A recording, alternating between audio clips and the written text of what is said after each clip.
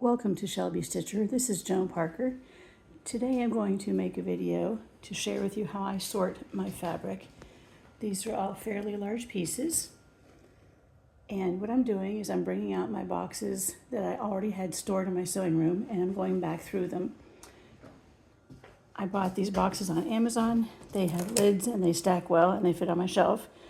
As you can see, I have a big label on the outside of the box. This is all the cream neutrals. Of course, neutrals can be any color, but these are all my creams. These are not small pieces. These are all at least a third of a yard, maybe more. So I just called out the ones I knew I would not use and put them in my donation box, which is over here, the box on the end, and that is full. These two bags are things I just was donated last week, and I need to sort through those. I'm also utilizing the container concept by Dana K. White, aslobcomesclean.com. She says your container is your home, then you have smaller containers inside of your home. So this box of blues, pinks, and browns is full. So what I will do is if I get more blues, I will either take out the browns or the pinks or both, and I will move them to another box as long as I have room. I set my boxes on their sides, I should say on the ends, and then I fill them up, and if they start getting too full, I will pull out colors that I know I'm not going to use. This is greens and purples. It also helps me see what colors I don't have very much of. As you can see, my purple stash is very small. I have a friend coming over to make a purple and green set of pillows, so I will be using some of those. This is a new thing. I'm putting solids in here that's white, gray, and black, shades of each of them, and we'll see how that goes. I came across these strips in one of my boxes. These are Novelty or I Spy shirts and thimbleberries. Those are the three main groups I use. Well, those are three groups I used to use. I used to sell thimbleberries, and now I have quite a bit left, but not a whole lot. These strips are good for the back of quilts if I need to just add a little width to my quilt back to avoid piecing large sections. But I make I Spy quilts and shirt quilts and thimbleberries, but these would really work in any quilt. You can see they're different lengths and different widths. So I have shorter ones here, which I can put 2 rows of those together. Those are just using up the small scraps that I have. So I categorize the fabrics by the groups that I use. Mostly it's colors, creams, holiday fabrics, florals, and projects that are in process or fabric I've pulled for a project. I also have a section for what I call quilt backs. It basically means a lot of one type of fabric. This is, I think, 3 yards, 4 yards, and 3 yards worth of fabric, and that would be a good start on a quilt back, or I can pull that to use for sashing or an alternate block.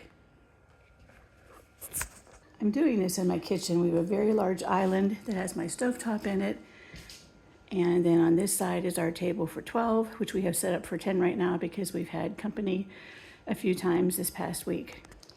Here I have 3 boxes. This one has my fall prints that have pumpkins on them, reds, yellows, and oranges. There's also 3 large chunks of soft monkey fabric, which I've used in the past. This one is my, if you read the purple letters, projects with fabric pulled. And then I also have laundry basket fabric, my songbook fabric, a baby strippy quilt that I have fabric pulled for, patriotic Kira borders. I have all the blocks made for that, and I bought the borders, but haven't used them yet. And if I don't label the box, I won't find them. I also have a baby panel and a fall panel in that box. I wanted to show you this one. This is all my black, white, and gray prints. And again, there's all the black and whites. There's mostly black with a little bit of color. There's a little bit of check. And then I have all my white prints that are not solid back there. I came across this remainder of a jelly roll that I bought to make a table runner, and I did make the table runner, but these are all black and white prints with a tiny bit of color in them. And I was going to just give those away, and then I found these 2 sections, or these 2 small pieces. And the first thing I do when I go through donated fabric is I touch it, and if it's soft and has a good hand, as they call it, I will probably keep it. I immediately set aside anything that's crunchy or a color that I just absolutely will not use. Lastly, I want to show you probably the most important part of this whole process is using my fabric folder, which is a very dignified piece of corrugated cardboard. I was sewing with a friend this past week, and she was cutting out some blocks, and she had a piece left. she cut what she needed out of this red, and she said, oh, I know this is your color, so why don't you just take this home? And so she just kind of threw it over to me. And as you can see, it's with the fabric, and there's quite a bit on here. There's probably nearly a yard. So what I do is I made this fabric folder, which I keep on the back of my cutting table, so that it would fit in my box. This is my standard size box. So what I do is I lay that down.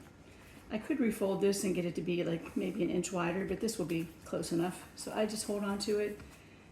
And if I get to where I just have a little end, I usually fold that in on the end so that it's not sticking up over the top of my little bolt. And then I just pull it out.